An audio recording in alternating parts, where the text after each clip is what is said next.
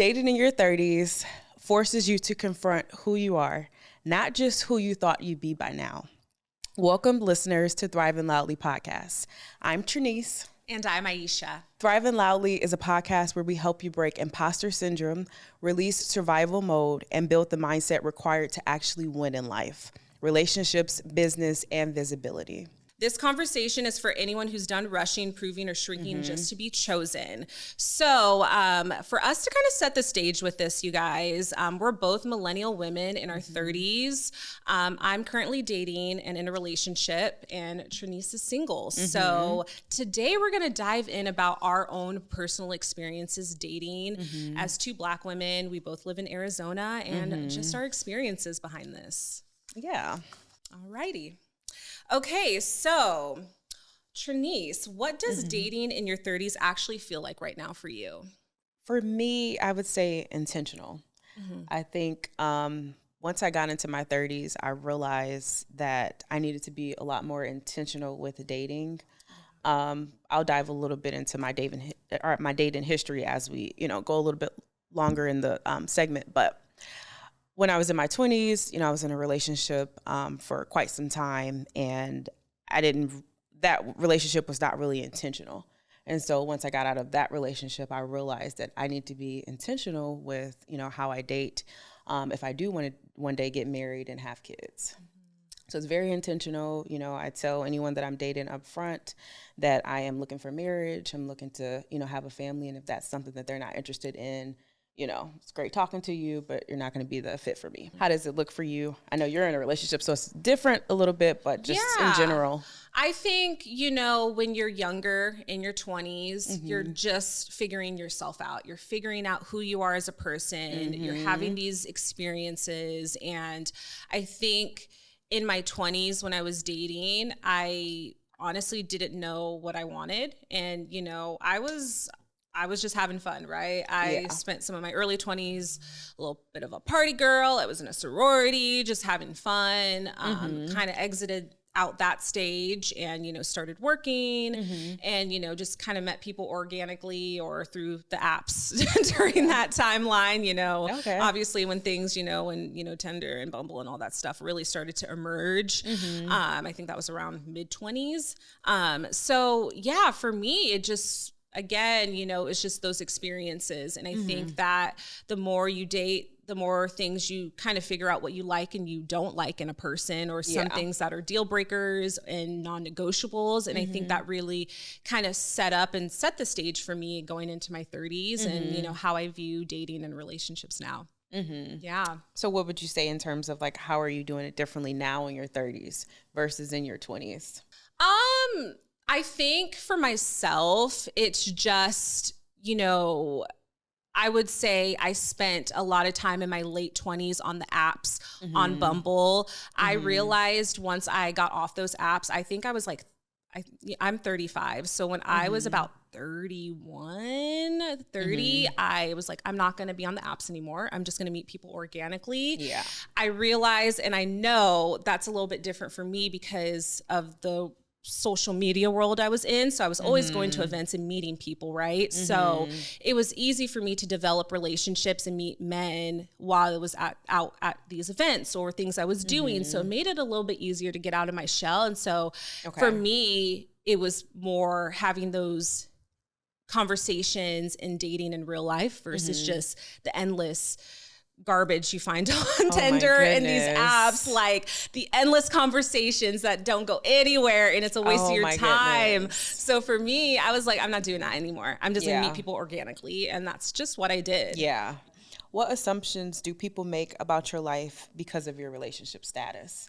And just even like, you being a content creator and everything, and kind of because your relationship is public, it's out there, I would say for myself personally, I'm going to kind of backtrack. Before I met my boyfriend, I was dating and people knew I was an influencer, and I actually struggled being in relationships with men because I was an influencer. They didn't understand I needed to do content. I was always out. I was always meeting people. And so it was difficult to find a dynamic that actually worked for me because a lot of men get intimidated by that, especially in my scene where I am going to these nice restaurants. I don't need a man to wine and dine me because I get it as an influencer. Yeah. So I did feel, and I sensed this from men I was going out on dates with, that they were very intimidated by that. I remember this one guy I was talking to, he's like, I don't even know where to take you for dinner because it seems like you've been everywhere. Wow. And I'm like, just because I've been somewhere, I'm going there to film, I'm going there to work. So it's a different experience when I'm actually present. I can talk to someone. I'm not having to have my phone out, taking video 24, whatever I'm doing, you know? So I was like, dang, is this what these dudes think? Like, I was like, this sucks.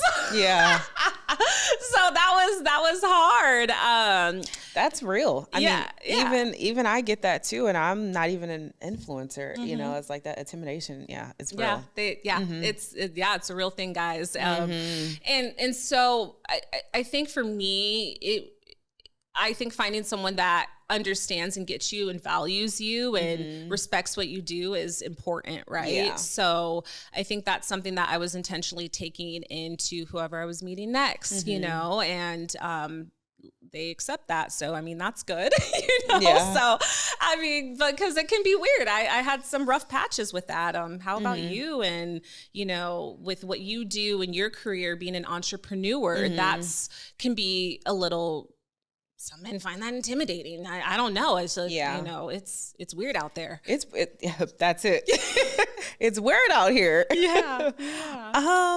It's a unique experience. I've been dealing with that of, you know, men being intimidated because of my success. I've been running into just issues where, you know, men may feel like, well, do you really need me? You know, because you seem to have, you know, all these things going on, and how can I really step in and, you know, help you and provide for you when you seem, you know, you're doing two different things, or you're doing this, you know. And so I had to kind of step back with dating as well and kind of reposition myself a little bit different. Yeah. I stopped leading with, you know, boss chick or, you know, all the things that I'm doing, and I kind of toned it down a little bit.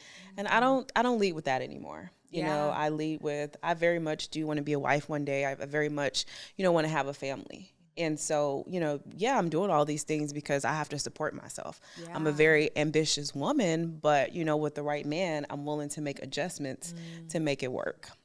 And so I think that's been the biggest thing for me, is just having those conversations with men, just to let them know, I do have all these things going on. Yeah, you know, you see this from the outside. However, with the right man, you know, I'm willing to make some adjustments so that we can, you know, make it work. And it doesn't have to always be like this. And so I think that that's important to have those conversations when you are dating.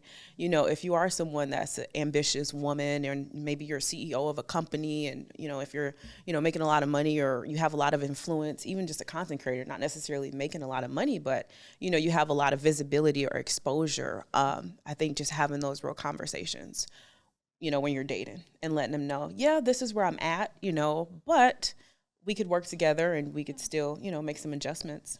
Yeah, I agree with that, you know, because it is, you know, when you are in a relationship, I mean, there will be some compromises to an extent. Yeah. That doesn't mean you're compromising your whole life. No, that's not what I'm saying at all. For anybody, you know, but, you know, there is a little bit of give and take. You know, there has to be some sort of balance. And I know, you know, especially, you know, I can just say for myself, you know, someone who is very much a hardcore go-getter and go. Like if it were up to me, I would probably want to be out 7 days a week and filming and doing all the things, like, because I'm very much a high achiever. I'm very much a high achiever. But at the end of the day, like, when you're in a relationship, you have to make time for your partner, right? You have to spend time with them. You have to, you know, pour into them a little bit. And if it's all about you 24/7, how are you going to build upon that? And I think that's something that I've had to learn and be like, okay, you know, I can do my things, but I also have to pour into my partner. I can't just be like gone every single night and out at events. Like, that's not also okay, you know? And that's something I've had to learn within my relationship too, to be like, you know, there are times where you do need to, like I said, pour into each other. And so I've been learning that as well, for sure. Yeah, it's definitely important. How do you protect your sense of self when society ties worth to relationship status? I will say this. I think, times, at least I feel like, I think there's so much pressure, still with women to be at a certain status as they get older, or do they have kids? Are they married? But I honestly feel like some of those have kind of changed a little bit too. Yeah. When we're looking at statistics, people are marrying later. The median age at first marriage is now 28.7 for women. So women, and this is a 2023 statistic, women are now getting married later in life. Being unmarried at 40 is increasingly common. 25% of 40-year-olds in the US had never been married. This is up from 20% in 2010, and this is a 2021 study.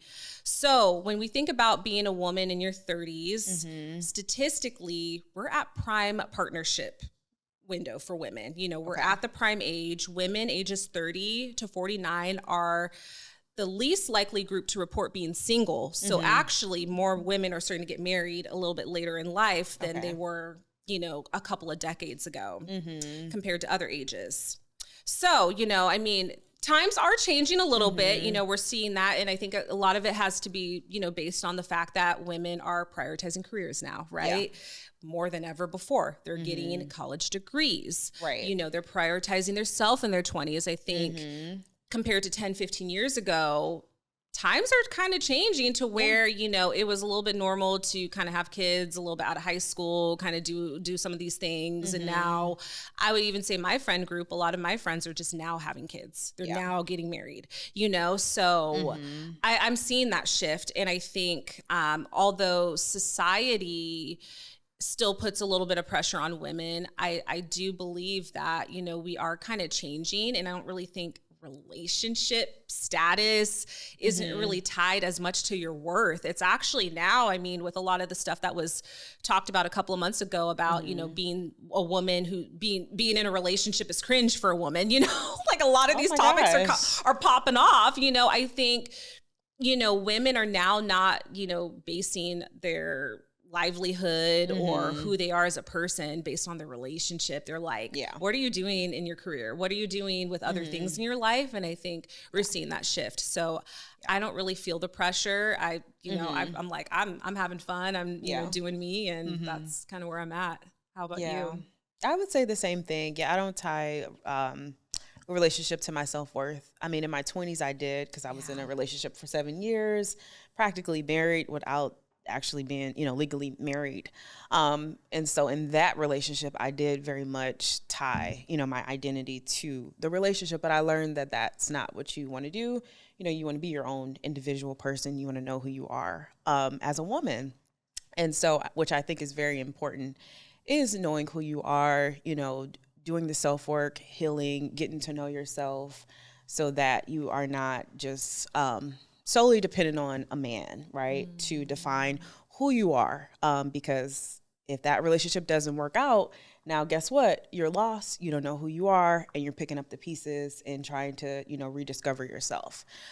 So I personally don't do that anymore. But there was a point in time where I did, tie myself to a relationship in terms of, self-worth and all of that. But as I've gotten older in my 30s, I've just realized that that's not the way to go.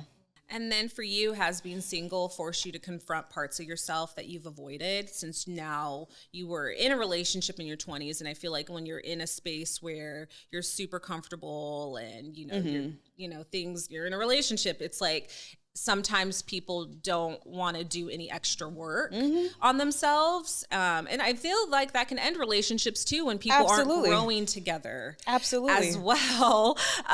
So even being single, what did you have to face? Some people face loneliness. Some people have to face certain things. Yeah. So, I was in a relationship since I was 22 to about 29, 30-ish.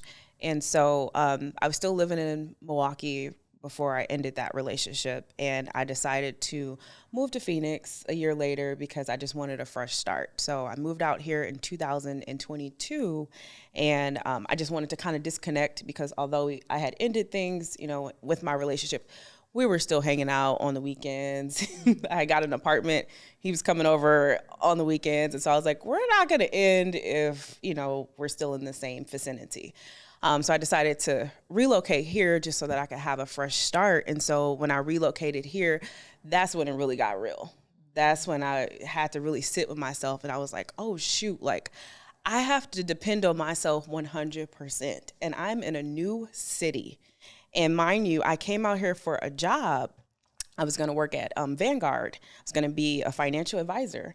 And, with that, you have to pass series tests and things like that. And if you don't pass, you get fired.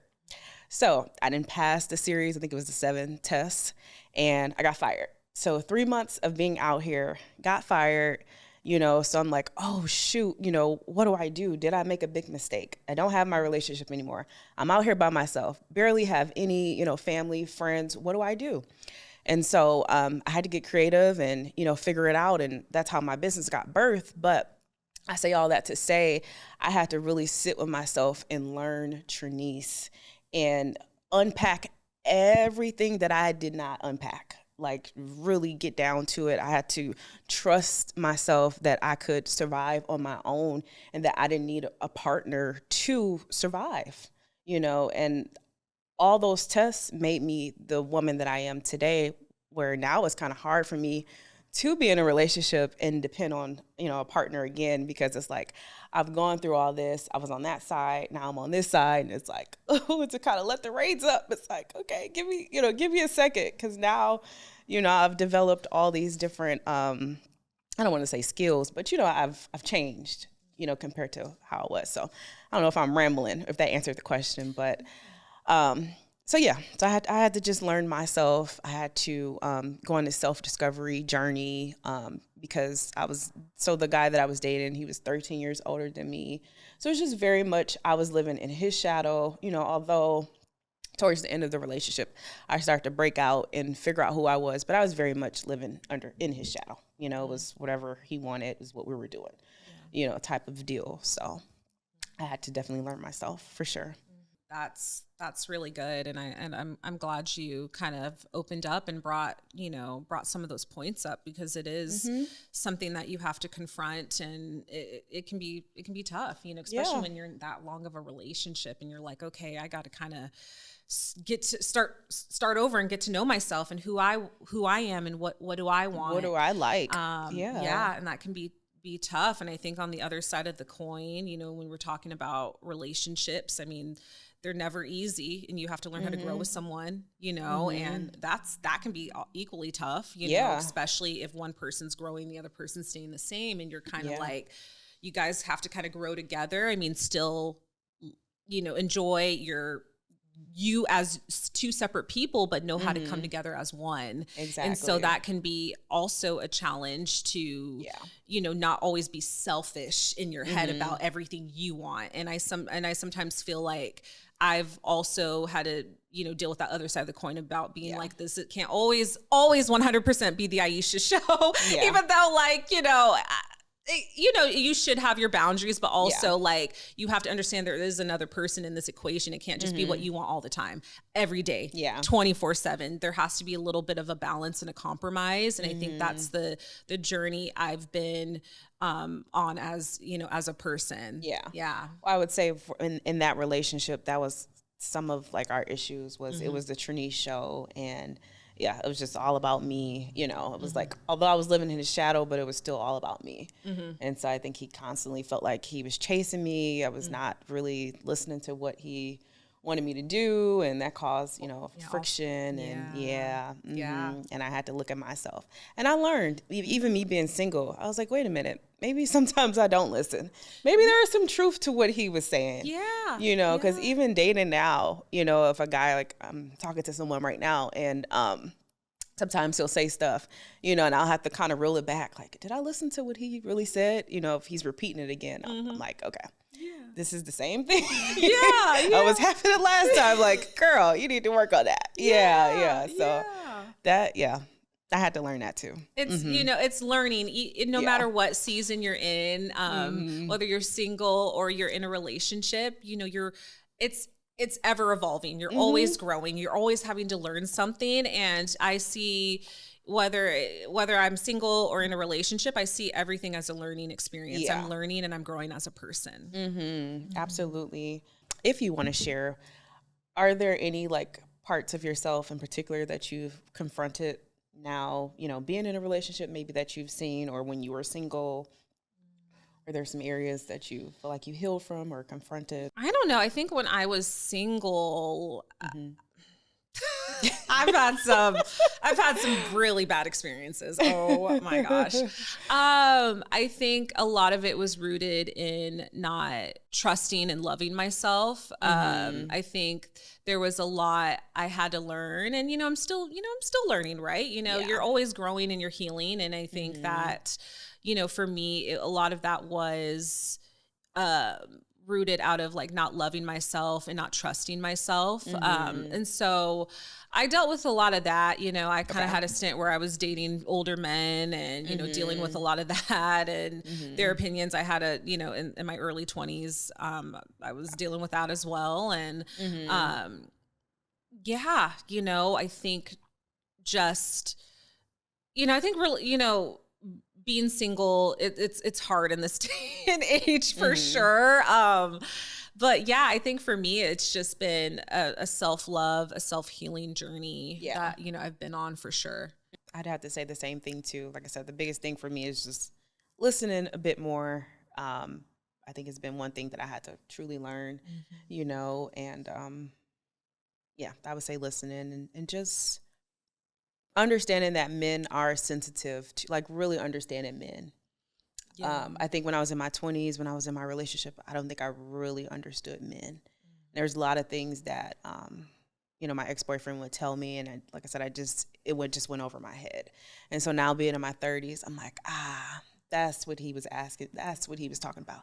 Oh, okay. I got it now. I like that. Cause I think men want to be needed. Yeah. It's just a masculinity thing. Like they want to be in their masculine energy. Exactly. And when, especially for women like us who like, we're entrepreneurs, we're doing we're running our own stuff. Like we're go-getters, we're hardcore. Yeah. Sometimes like it makes the man feel like, okay, like what do I do? Like where do I come in this equation? And, obviously everybody has preferences and, dynamics are different for everybody. But, I think men at the end of the day want to feel needed. They want to feel needed, respected. Yeah. And respected, That's a big one. Yeah. But if you're like hardcore boss babe and you're like, this is sometimes it can, repel men away, and but again, everybody has their preferences on what they like and they want in a partner. So, I think also for women, we want to be in our feminine energy. We want to be taken care of like naturally. And so it's like, if we want those things, but we're like very hardcore, it's like, how can a man deliver that if we're not stepping back a little bit and letting them be like, hey, exactly. I can open the door for you. It's okay. I got this, because I felt like that too in, certain scenarios while dating, like, oh, I'm good. I got this, and then I probably repelled plenty of guys away because I'm very, I want to control, but it's like, they want to be able to lead. You have to allow a man to lead. And that can be hard when you're a natural go-getter, and you're very natural with that. Yeah. Yeah. So I've learned I fall back now. I'm like, oh yeah, absolutely. Let me plan it. Let me take care of it. Yeah, you can take care of that. Yeah. Absolutely. Yeah. Go for it. Yeah. Cause I've had my stints where I was like, I got this. I can do it. And it's like, no, I got to allow them to take care of it. Allow them to lead, and they feel good about that. They love it. Even like my dad is like that too. Like, what do you need? You need anything? Like they feel good. Yeah. So I think that's the biggest thing that I've learned too. But I'm like, well, shoot, if I would have known all this, I was like, I'd have been married, in my 20s, but you live and you learn. You live and you learn. But I also feel like as we were kind of growing up and becoming women, it was a hardcore boss babe era. Yeah. It was, I remember there was a book I read. It's called Girl Boss. Yes, me too. The Girl Boss. Yeah. So I feel like millennial women, we kind of grew up in that era where it was like, okay, be a boss. You don't need a man. You got this. And so I think it kind of turned us, you know, to be a little bit more, which is great. You know, I feel like we're in a space where we can be entrepreneurs. We can do the things, you know, men can do to a certain extent. But now it's like, have we kind of gone too far in a sense to where it's like, we're so like, go, go, go, go, go, that a lot of us aren't being in their feminine energy. And I think the times are changing. Yeah. We definitely were like that. Yeah, for sure. Yeah. And I had my skincare line at that time that I was dating my ex. And so I was very much, like in CEO mode and this is what I want to do. And, you know, he's like, okay, this is what we're doing. Yeah. But now it's like, okay, now we're in soft girl era. You know, we want to just like relax. I want to relax. I want to be taken care of, you know, like, yes, come take this pressure off of me. Yeah. Okay, so we'll segue into like time, you know, timelines and pressure since we are in, you know, in our 30s. How often do you feel pressure around like kids, you know, age, kids, marriage? Do you feel any pressure around it? I'm going to say no. Okay. I don't feel that way at all, but I think I also had women in my life who were having kids at a later age. Like both my aunts on my dad's side, they both had kids like late 30s, early 40s. Oh, okay. So for me, you know, obviously my mom was a young mom, but for me, seeing other women in my family have kids later in life, I didn't really, I always knew it could be possible. So just having that proximity to other women in my life who were having kids older, you know, both my aunts, they went to school, they did all these things, graduated, moved, traveled. I have an aunt. She actually had kids. I think she was like 39, 40 when she had her twins.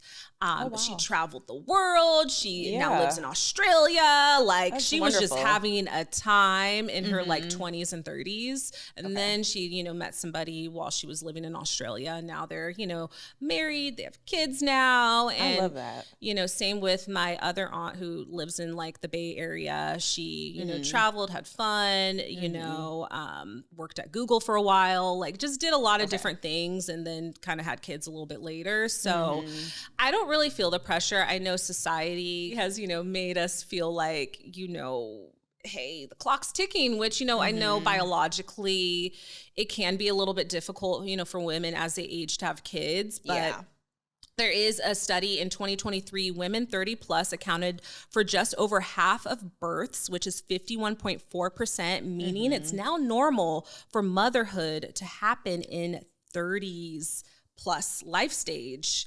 And the more 40 plus births than teen births milestone, which is a real statistic in 2023, births to women 40 plus are on the rise. They're up. So I mean, for us, I think now it's becoming more normal for us women to kind of settle down in their 30s. So I don't really feel the societal pressure anymore. I think times are changing and, you know, it's more possible now for us to, you know, we're being more highlighted. It's out there. More women, again, are having careers. They're, you know, getting married later. They're prioritizing themselves in their 20s. They're having fun. So... And I think for the teen pregnancies, I think it comes down to like the advanced, you know, contraceptions that they have now available that they didn't have, you know, when we were growing up. And then people in their 30s, their 40s, you know, we can freeze eggs now. We have IVF. Yeah. So we have options, you know, so we don't necessarily have to go, you know, have a baby in our 20s or, you know, as teenagers because we can still have it in our 40s. So I do think that that makes a difference as well. How about you? For me, for pressure, I did feel pressure. Like, okay, listen, I'm going to be 35 this year. Like, where is this husband and these kids? You know, but I've learned in this season, especially after the situation that I had last year, I'm not rushing it. You know, it happens when it happens. Like I said, when I date, I am upfront with any guy that I talk to. Like, hey, this is, you know, the goal. This is what I want. But after that, you know, I don't keep talking about the conversation. I just let it be known once. And I'm leaving it to God. I'm having faith, you know, when it's time for me to get married, when it's time for me to have kids, you know, I'll have that. So I've learned to take the pressure off myself and just enjoy life. Like maybe this is the time to, just get out here, just have fun, travel, You said you want to travel, use this time wisely. You could meet your husband. He could be in Europe. I don't know. Right. He could be traveling and you bump into him. Exactly. So it's like getting yourself out there and just, trusting God, trusting the process. Exactly. I think is important. Yeah. Yeah. Well, that's actually how I met my ex. I met him at the airport in Chicago. So we didn't even live in Chicago. Yeah. So it's like, it's very possible. Yeah. Absolutely. Okay. So does being partnered ease the pressure, or does it kind of shift it for you? That's a really good question. I feel the same way, but I would say for myself, I would say that I never had this desire to be married and have kids. I was and it could be because I'm the oldest in my family. I'm the oldest of 6 siblings. I had to play mom a little bit. Okay. Yeah. The age gap for my youngest sister is 9 years. So, and then I have 2 younger siblings, which is a 13 and 16 years age gap. So I think for me growing up, I never had the desire. I was like, oh, yeah. I was like, oh my gosh, I don't know if I could do this. And now that I'm older, I feel like I'm open to whatever happens. I'm not opposed to not having kids, but I'm also open to the fact that, I could be a mom. And if it happens at 40, awesome. If it's meant to be, it's meant to be. I'm just like, I'm rolling with it. I just never really grew up with that motherly instinct to be like, this is what I want. White picket fence, marriage, all these things. That just never was me. Okay. Yeah. See, I'm the baby of the family. So I grew up I'll just say spoiled. Yeah. And just very like nurturing, like just want to be mommy, wifey. Like that's just who I am. So for me, it's like, I do want it. Yeah. Absolutely. Okay. So let's segue into non-negotiables. So what would you say is like a non-negotiable for you now in your 30s? I would say for my like dating or relationships. Yeah, I would say, now being in my 30s, I think it's important, whether, if I was just dating, if I was single right now, I think I definitely would want to be in a position where, and this was even before I was in a relationship too. It's like, I want to know that we're kind of on the same wavelength and we have like the same goals in mind. Yeah. We're going in the same direction. You have goals lined up, things that you want to accomplish. I think that's important. You have goals lined up. Yeah. It's very important. It's very important. In my 20s, I was like, whatever, like, I wasn't really thinking about that. But I do feel like, especially being older, you're kind of looking at that more and more versus when you're like 20, you're just out there, you're just dating, having fun, whatever. I don't know what, maybe it's different because of TikTok and all these things now. Maybe, girls are a little bit different. Like, I don't know. But I think for me, it's like, you want to make sure someone's on the same path as you and you guys have the same, you guys can have different things that you want to accomplish, but be kind of on that same mission a little bit. So I think that's something that would be a non-negotiable right now. Yeah. What about you? I'd have to agree with that as well. Trying to think about the big non-negotiable for me. Definitely goals. I think consistency. I think having leadership, like having a vision for kind of going back to goals, but having a vision for your life. Like, what do you want for your life? Yeah. I love to ask men that, like, what do you see yourself in 5 years? If you were to create a family, where do you see us? Where do you see this leading to? That's very big to me, because if I'm entrusting in you, as the provider, protector, like, you need to have a vision. There needs to be some type of leadership. Yeah. And you're at a stage in your life where it's like, hey, like, you need to cut out the BS. Yeah. When you 10 years ago, 15 years ago, when you're in your 20s, these hard questions aren't really asked off the bat. But as someone who's in their 30s, it's like, I don't have time to be just being like, la-di-da. Like, exactly. You got to ask these questions up front. And if, like, these guys don't want to answer those, it's like, that's next. A red flag. Exactly. Yeah, I'm like, I don't have time for this. I'm in my 30s. Like, I could be alone. Like, it's an option. Like, I don't need you. I'm having fun over here. Yeah. Okay. Like, right. Like, I was like, I don't need this. Like, you got to cut through the BS. And consistency. If you say that you want this, show up. Show me. Don't just talk about it. That's very big for me. Like, if you are not consistent, this is not going to work. Yeah. You got to go. Because like you said, I'm having fun by myself, Yeah. And so I'm not going to do that. Now that you've, learned a lot of things and, you're in your 30s now, what advice would you give women in their 30s or even in their 20s? I would say work on yourself. Work on yourself. And I think even if you get into a relationship, no matter if you're in your 20s or your 30s, if you have a lot of stuff you got to work through, it's going to be exposed when you're in a relationship. It's going, those insecurities, all the things is going to be exposed. And I think that is the biggest thing that, you can do and give yourself, is just to work on yourself, work on the things, and just know what you want out of life, know your goals, and I truly believe you'll find the alignment with the right person. I think that a lot of people complain about dating and stuff like that, which can be tough, right? It's tough out there. It really is, especially in this age of digital social media and dating apps and all these things. Yeah. But I think if you can focus on yourself, focus on the things that you enjoy, because I get DMs from time to time, like, how do you meet men out here? Especially when I was like single and I was really talking about my dating and stuff like that. Like, people are like, how do you meet men? How do you do this? How do you do that? I'm just like, go out and enjoy the things that you love and enjoy to do. If you like to go to pickleball, go sign up for a pickleball club. If you like to go to dance classes, do dancing. Do the things you love and enjoy, and you're going to find people who are on that same wavelength. That's so true. That is the biggest thing I can, tell anybody. Like, I think when you're started wanting to search, like, oh, I got to go to the right bar, I got to go to the right place to meet the single men, which you could meet single men, but are they going to be the ones you're in alignment with? Exactly. Or are they going to be the ones that are just trying to look for a hookup, a one night stand, a little thing, whatever that case may be. And I think just enjoy the things you love. And I think the right people will come to you. Yeah, no, I agree with that. Going to the places that is in alignment with you. If you're really wanting to meet somebody that's in alignment with you, right? That makes the most sense. Yeah. It's like, not at the bar, not at the club. That's probably probably not going to meet your future husband there.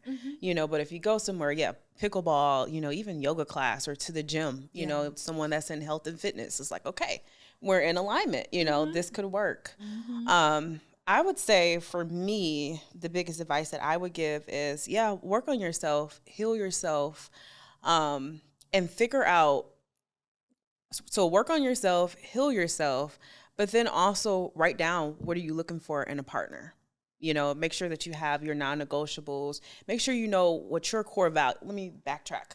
Make sure you know what your core values are. What do you stand for? What are your standards? Because that's big. In my 20s, I didn't really have standards. I had to learn these standards. What works for Trinice and what doesn't work for me? It's a lot different than what it looked like before. And it's like, hey, buddy, if you're inconsistent, if you're not doing this, you got to go. I'm not putting up with this. And so I think that is very big, is learn your standards, heal yourself, work on yourself, do the work. And write down that list of what you're looking for in a partner. Yeah. And just leave it to God, pray, and it'll all work out for you.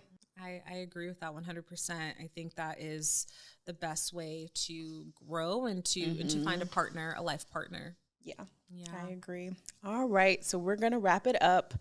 And so we're going to leave with these takeaways. Relationship status does not equal your worth. Whether you're in a relationship or whether you're single, it does not equal, your self-worth. You still are an individual person.